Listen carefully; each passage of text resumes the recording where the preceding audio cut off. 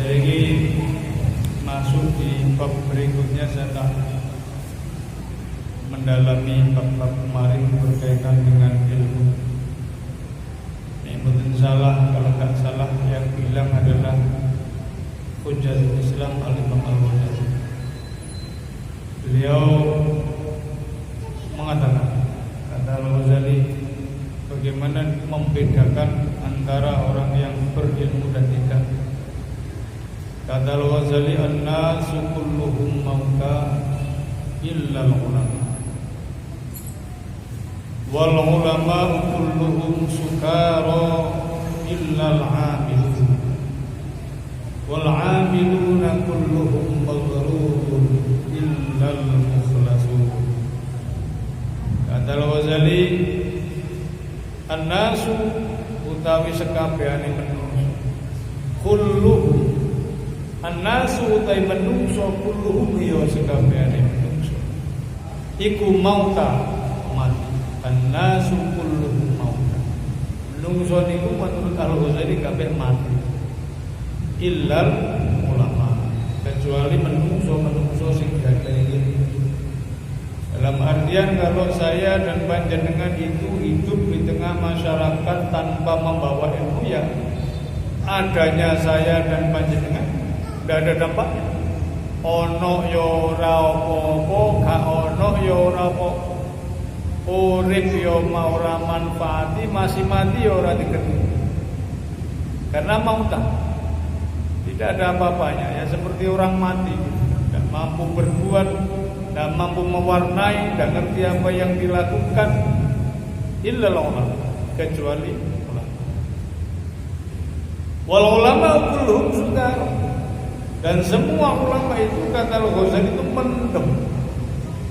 Ulama yang pinter pidato, pinter ngomong, pinter cerita, pinter nuturi wong niku sedaya mendem. Illal amilun, kecuali ulama-ulama sing iso nglakoni ilmune niku. Awak dhewe niku tutur-tutur niku masyaallah gampang. Sing iku niku nglakoni napa sing tak tuturne jenengan, napa sing tak critani. Sing kula critani jenengan teori-teori yang tentunya tidak semuanya saya bisa nglakoni. Ngomong sabar ngoten cek belajar. Jadi gawe Al-Ghazali, ulama ini kabeh bener, kecuali ulama sing nglakoni ilmune. Sing nglakoni ilmune ya napa? Ngerti. Oh, mari ngaji diwurui gurune salat duha, mulai praktek salat duha. Diwurui tahajud, bengi tahajud. Diwurui sabar, gak nate muring-muring. Diwurui sedekah, senang sedekah. Illa ulama wal ulama kulluhum sekarang ilal wal amiluna, utawi wong kang padha nglakoni ilmune, wong kang amal kabeh iku wau kulluhum maghrurun, sia-sia. Jadi semua amal saya dan panjenengan itu kata Al-Ghazali sia-sia, kecuali ketika saya dan panjenengan sedaya niki adalah mengikhlaskan. Dan ikhlas itu adalah ketika saya panjenengan sedaya beramal ora arep piwales apa-apa. Iku jenenge ikhlas.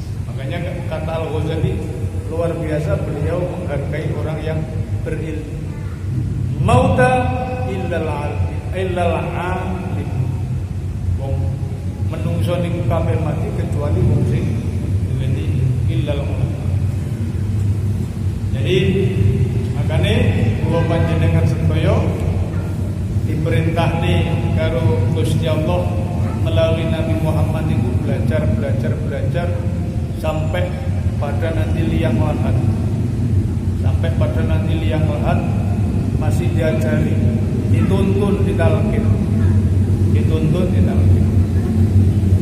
Loh, Ustaz, apakah nanti ketika di liang lahat itu wong mati iso ngrungokno? Saya pernah ditanya oleh dosen saya dalam sebuah diskusi. Lah wong mati ditalkin apa iso ngrungokno? Ya saya jawab bisa mendengarkan. Dan yang ditalkin bukan hanya wong sing mati, ya sing urip-urip iku ngerti. Allah pengirani Muhammad Nabi ini Al-Quran kitab suci ini dilingno terus meneh bakal sampai mati dilingno terus. Sing mati ya ditalkin, sing urip ya dilatih. Ketika saya ditanya sama Aisyah, "Lau mati kok asam rumone?" Saya jawab, Muhammad Rasulullah sallallahu alaihi wasallam itu ketika lewat makam beliau selalu mengucapkan salam. Assalamualaikum ya ahlan diyar wa inna insyaallah bikum lahiqun. Assalamualaikum wahai ahli desa ini. Insyaallah nanti saya juga akan menyusul sampean. Artinya apa? Orang meninggal mendengarkan salamnya Nabi, bahkan bisa menjawab salam. Termasuk iso ngrumono talkine mudin. Cuman nompo gak ditalkin niki urusane dhewe-dhewe. Jangankan yang mati, sing urip niku dituturi gurung tentu nompo. Ono arek sekolah petang puluh pelajaran yang sama, tidak semua menerima sama. Ono sing paham, ono sing gak paham, ono sing belas gak ngerti apa-apa. Ya apalagi yang meninggal. Itu nanti kan tergantung kecerdasan spiritual saya dan panjenengan sendiri. Tapi talqin jelas ada dalilnya dan itu mengikuti Nabi. Kalau supi hadis Nabi sempat membaca waktu ngaji di Bulughul Maram, insyaallah ada Nabi mengatakan untuk mentalkin mayit. Bismillahirrahmanirrahim. Nah, karena ulama niki menentukan Islam, maka posisinya para ulama menjadikan ulama itu penting. Ulama ini posisinya penting terhadap Islam. Bayangkan kalau tidak ada ulama. Dan kualitas ulama juga mempengaruhi, gitu kan? Mempengaruhi kualitas Nabi Muhammad turun di Mekah. Mekah niku nggone wong jahiliyah. Wong jahiliyah niku nemen gak ngertine nek duwe anak wedok dipendem urip-urip, nek duwe anak lanang dipateni, bondone gawe judi, bojone gawe taruhan. Ini yang turun di sana Muhammad Rasulullah SAW. Di Jawa enggak. Di Jawa sudah percaya Tuhan, sudah percaya ada nirwana. Di Jawa sudah ada nirwana. Di Jawa sudah mengenal dewa. Di Jawa sudah mengenal sesembahan dan seterusnya di Jawa. Karena sing medun wali. Nah, tugas kula panjenengan sedaya niku menyampaikan Islam. Islam niku kan agama indah. Islam itu agama indah. Menyampaikan Islam agama indah ini dengan cara yang indah. Islam ini agama benar dan harus disampaikan dengan cara yang benar, harus disampaikan oleh orang-orang yang benar. Kalau Islam agama yang indah ini disampaikan dengan cara yang tidak indah, maka tidak bisa diterima. Islam itu agama rahmah, maka bahasanya rahmatan lil alamin. Kalau kita nyampaikan Islam dengan kebencian, maka jangan harap bisa diterima. Maka cinta. Contohnya Nabi kan gitu. Nabi itu karo wong kafir ya boleh menyakiti. Salat, nyuruh kitretok. Zaman sugeng iki buru-buru mau dibunuh, omahe dikupengi dijogo sampai gak iso metu kate dipateni. Sembunyi di gua disampat watu. Beliau sampai lari hijrah ke Madinah. Artinya Nabi Muhammad dikuyok-kuyok koyo ngoten dan tidak timbul kebencian kepada orang kafir. Seandainya di dada Nabi ada kebencian, habis nih orang kafir. Karena malaikat sing jaga gunung kan ngomong, "Sampeyan ngomong aku, Pak. Gusti Muhammad. Nek sampeyan dingenek terus aku gak terima. Perintahno aku tak blekane gunung iki wong kafir." Apa kata Nabi? Jangan. Hari ini mungkin saya tidak berhasil mengislamkan orang tuanya, baik menawa saya nanti berhasil mengislamkan anak-anak. Maka doa Nabi dicontohkan datang kula panjenengan sedaya, Allahumma hdi qaumi fa innahum la ya'lamun. Ya Allah, panjenengan paringi petunjuk kaum-kaum kula niki keranten tiang-tiang niku mboten ngertos. Ini kan doa yang indah. Gitu kan. Maka gini, kula kadang-kadang juga mengamati di masing-masing ulama mengajarkan pada santrinya teori yang berbeda. Kebetulan guru saya sabarnya minta ampun, punya guru sabarnya minta ampun Yai Zainuddin yang saya sampaikan santrinya Yai Khalil Bangbalan. Guru saya sabar sekali, maka saya tidak terlatih untuk nyalahne wong. Bagi saya tugas saya menyampaikan agama seperti yang tadi. Kemudian diterima atau tidak terima monggo. Sesudah saya sampaikan, hidayah itu wilayah Gusti Allah. Gitu kan. Sampean mau terima monggo, mau enggak menerima monggo, mau nolak monggo, kalau saya salah silahkan diingatkan. Gitu kan. Gitu. Maka sebagai umat Islam, ini saya sampaikan, keahlian menyampaikan agama ini penting. Keahlian menyampaikan agama ini penting. Jadi kalau ada umat orang kafir tidak bisa menerima dakwah kita, itu bukan salahnya orang kafir. Itu salahnya kita tidak sanggup menyampaikan Islam yang indah ini dengan cara yang indah. Kalau kita sampaikan Islam dengan cara muring-muring, bawa pentungan, bawa tongkat, bawa kayu, ya susah. Tidak bisa diterima. Mereka akan membenci kita, akan mengenal kita sebagai orang-orang yang arogan dan kasar. Sementara Nabi tidak pernah nyontohkan seperti itu. Maka kontras, Nabi sholat di urugi peletong, ya kan? Nabi mau dibunuh, Nabi kan budal nang masjid diludahi orang kafir, pulang dari masjid diludahi orang kafir. Ketika yang ludahi sakit, Nabi mengunjunginya. Ini kan akhlaknya ulama, akhlaknya. Makanya habis Saudi Arabia menjadi Islam karena disampaikan dengan rahmatan lil alamin. Itu kan. Nah, kalau ada orang kafir membenci Nabi, ya wajar. Ya jenenge wong kafir. Kalau wong kafir cinta sama Nabi Muhammad malah tidak percaya. Bohong dia. Paham ya? Kalau ada orang kafir, orang non-Islam tidak percaya sama Al-Quran, ya wajar. Kalau ada orang kafir bilang saya iman kepada Al-Quran, ini malah salah. Berarti dia bohong sama kita. Gitu wajar. Gitu. Apakah saya merelakan Nabi hidina? Tidak. Tapi menanganinya enggak dengan kebencian. Menanganinya tentu dengan cinta, dirangkul, dicak ngopi, dicak omong-omongan. Ditompo monggo, tidak ditompo monggo, selanjutnya kan wilayah Allah. Karena konsepnya Islam jelas. Ud'u ila sabili rabbika bil hikmah, dengan bijaksana, wal mau'izatil hasanah. Dan ini yang memiliki teori ini, yang mengamalkan teori ini tentu benar-benar ulama-ulama yang mengikuti para nabi, para ulama-ulama terdahulu. Betul-betul Pak, ulama muring itu saya tidak pernah. Nabi Tuko tidak pernah. Siapa tidak pernah lihat? Kecuali ketika syariat sudah ditetapkan sebagai aturan. Ketika dakwah tidak ada Nabi marah. Tidak ada Nabi marah. Artinya kalau kula jenengan sedoyo marah di dalam dakwah, itu artinya kita gagal. Dandani wong. Ora iso dandani, akhirnya sampai ngamuk sing sampeyan dandani. Waktu saya mondok, nasihat guru saya ketika mau pulang, "Put, meni sampean mulai nek wis nang omah sampean buka parasi radio. Sampeyan iling-iling put, meni nek mulai ana radio, bah radione amohe temenan, bah rada amoh, sampean dandani dengan sabar dan sungguh-sungguh.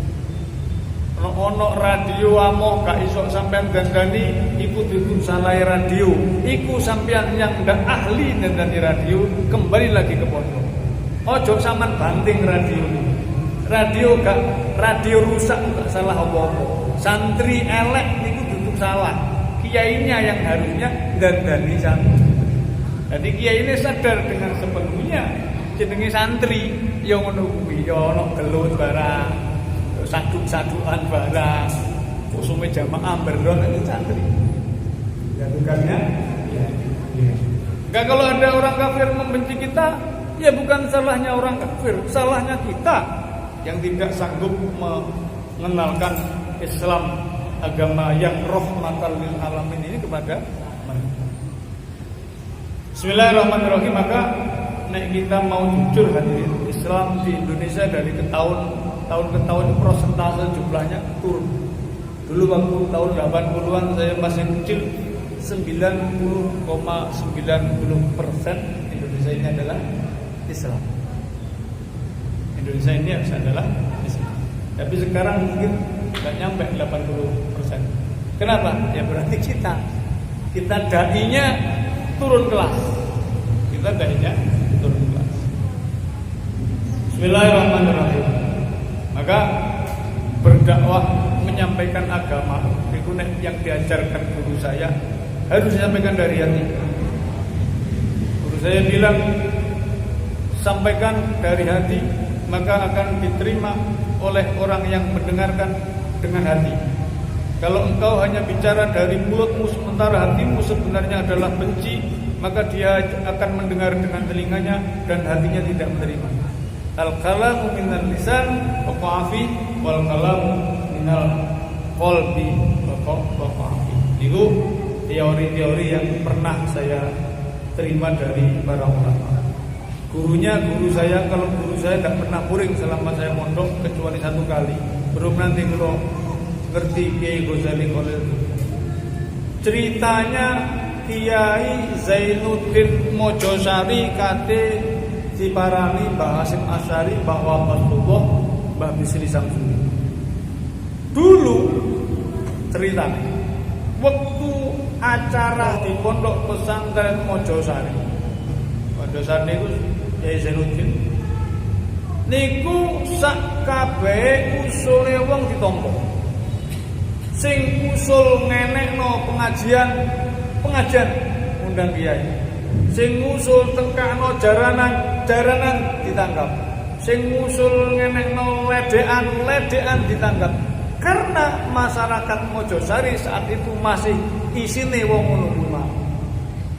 Akhirnya ben taun di pondok itu ada indikan nang jero pondok pengajian, di luar pondok sembarang ono wayang, ono ledek, ono jaranan, wis sembarang wis sak jaluke uang. Akhirnya kepireng sampai kepireng. Kalau kita ngomong sejarah, Mbah Hasyim Asy'ari sama Kiai Zainuddin Mojosari ini tunggal guru santrine Mbah Khalil Bangkalan. Nah, akhirnya Mbah Hasyim Asy'ari susah. Iki opo ya Zainuddin iki? Kate nuturi iki kok sungkan. Kate gak dituturi iki kok gak bener. Wong inti kan kok nanggap jaranan, nanggap ledek dan seterusnya. Gitu kan. Temen akhirnya Mbah Hasyim Asy'ari ngundang dua kiai lagi dijak musyawarah, yang pertama Mbah Wahab Rasulullah, yang kedua Mbah Bisri Samsuri. Wong telu niku rapat. Akhirnya mutusne sepakat Mbah Zainuddin Mojosari kudu dilingno. Cuman wong telu niku gak ana sing wani mara. Ya opo iki? Sampeyan ae ya kula mboten jenengan. Akhirnya wong telu niku gak gelem budal kabeh. Ya wis nek ngono kirim surat ae. Akhirnya diputusne gawe surat. Yang isinya surat tadi menyampaikan kepada Kiai Zainuddin Mojosari kalau intikan ojo nanggap jaranan, ledek dan sak pinunggalane. Temen basa surat wis dadi tetep ra ono rawani ngeterno. Mbah Hasyim yo mikir-mikir kate suwan ngeterno surat, Mbah Wahab apa malih Mbah Bisri Mbah Wahab. Walhasil akhirnya surat itu ditinggal nang meja, rapat buyar. Mbah Bisri Mbah Wahab mundur, surat belum diberangkatkan. Malam harinya Kiai Hasyim Asy'ari bermimpi.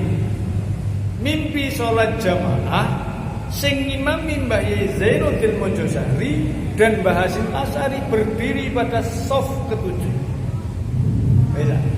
Besok Mbah Hasyim Asy'ari ngabari Mbah Wahab karo Mbah Bisri Samsuri ora sida ngeterno surat, awake dhewe iki kalah.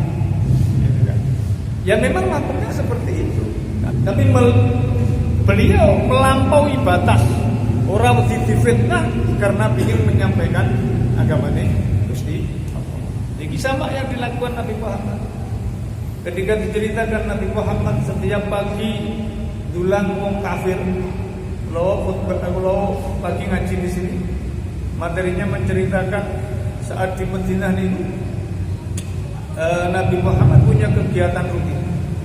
Kegiatan rutin setiap pagi Nabi Muhammad itu pergi ke pasar. Saya perlu dulang wong Yahudi, wong kafir. Katanya. Teng pasar Madinah niku ana nang pojokan pasar, wong Yahudi, wong kafir, pripate buta lompo gak iso nang dindi, jagakno sedekah sing waras. Dan yang rajin sedekah setiap pagi adalah Nabiullah Muhammad.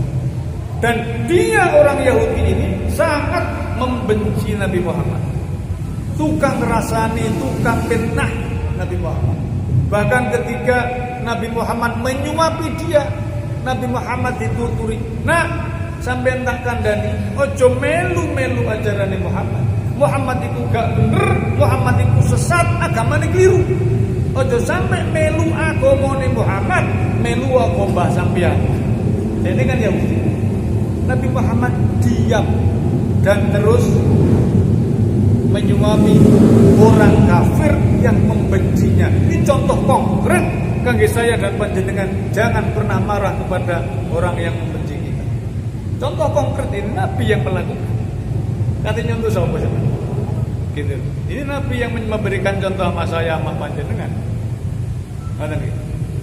Walhasil ketika Nabi menjelang seto, Nabi Muhammad wasiat kepada Abu Bakar, "Wahai Abu Bakar, nanti kalau saya misalnya sewaktu-waktu saya meninggal dunia, lanjutkan kegiatan pagi saya dulang wong kafir Yahudi nang pasar nih." Kok seandainya yang memerintahkan Abu Bakar bukan Nabi, Abu Bakar tidak mau. Abu Bakar gak seneng karo wong iki. Mulai bendino menghujat Nabi Muhammad. Gak terima Nabi ini dihujat. Ini Abu Bakar. Tapi karena yang memerintahkan Nabi, ketika Nabi Muhammad seto, Abu Bakar pagi-pagi berangkat nang pasar. Gawa kurma koyok lek gawa Kanjeng Nabi, wong kafir Yahudi niki didulang. Bareng didulang wong kafir Yahudi niki dimut. Mari ngono wong kafir Yahudi niki ngomong, "Nak, sampean niku duduk arek sing biasane ndulang aku." Abu Bakar kaget, "Lho kok ngertos sampean, Mbak?" "Iya, Nak.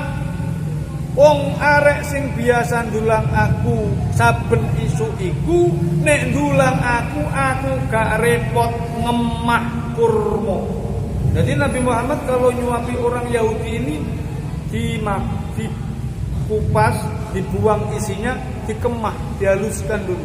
Sesudah halus baru disuapkan sama orang kafir. Ini loh akhlaknya. Padahal dia dihina. Abu Bakar nangis. Orang Yahudi tanya sama Nabi Muhammad, "Nah, nang diaraiku kok gak teko? Sampai niku sopo?" Abu Bakar menjawab, "Kulo niki sahabate Mbah. Sopo sing nak araiku? Niku Nabi Muhammad sallallahu alaihi wasallam." Orang kafir Yahudi menangis dan meminta Abu Bakar untuk dibimbing masuk Islam membaca syahadat. Maka kan menyampaikan dengan bahasa cinta ini dibutuhkan di dalam saya dan panjenengan untuk menyampaikan Islam. Kalau di Senin itu ya tidak paham. Maka kalau di dalam Al-Quran kan jelas. Bismillahirrahmanirrahim. Ud'u ila sabili rabbika bil hikmati wal mau'izatil hasanah wajadilhum billati hiya ahsan. Kalau kau misalnya berdebat, wajadilhum billati hiya ahsan, dan berdebatlah dengan cara yang baik. Itu. Inna rabbaka a'lamu biman dhalla an sabili wa huwa a'lamu bil muhtadin. Dan Allah lebih tahu siapa orang-orang yang tersesat, dan Allah lebih tahu siapa-siapa yang mestinya diberi hidayah. Itu wilayah hidayah, bukan wilayah saya dan panjenengan. Yang terpenting hadirin, saya mantapkan ini untuk panjenengan yang masih nom-nom remas dan panjenengan yang sepuh. Ayo kita bawa Islam yang indah ini sebagai agama yang indah. Kita bawa Islam yang benar ini dengan cara yang benar, sebagai agama yang benar, jangan pernah membawa Islam dengan kebencian dan kemarahan. Karena hasilnya yang rugi adalah Islam, bukan panjenengan. Ketika panjenengan membawa bendera Islam, panjenengan hancurkan tempat-tempat maksiat, mereka ndak kok terus pindah agama Islam, ndak. Mereka akan semakin membenci Islam, mereka akan semakin jauh dari Islam, mereka akan semakin jauh dari hidayah, mereka akan semakin tersesat. Dan mereka akan menjadi musuhnya wong Islam. Kalau wong Islam arogan. Ini yang bahaya. Maka yang rugi saya, yang rugi panjenengan, yang paling rugi adalah agama saya, agama panjenengan. Makanya Al-Qur'an niku nek dawuh jelas, la ikraha fid dini qad tabayyana ar-rusdu minal ghayy. Tidak ada paksaan di dalam beragama dan jelas perbedaan antara yang benar dan yang salah. Beres gitu loh. Bismillahirrahmanirrahim. Bismillahirrahmanirrahim. Nggih, muga-muga saya panjenengan termasuk golongan umat Muhammad yang benar-benar bisa meneladani Muhammad Rasulullah, manusia-manusia yang mencintai, menyampaikan dengan cinta.